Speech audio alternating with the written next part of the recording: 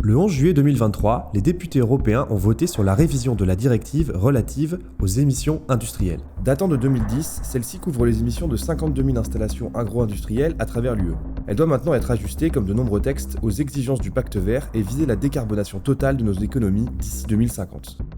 Pour cela, l'UE souhaite ici davantage contrôler et limiter les autorisations délivrées par les États membres aux activités industrielles émettrices concernées par le texte, comme les centrales électriques, les raffineries, le traitement et l'incinération des déchets, la production de métaux, de ciment, de verre, de produits chimiques, de pâte à papier et de papier, d'aliments et de boissons, ainsi que l'élevage intensif de volailles, de porcs et, si la directive est votée, de bovins.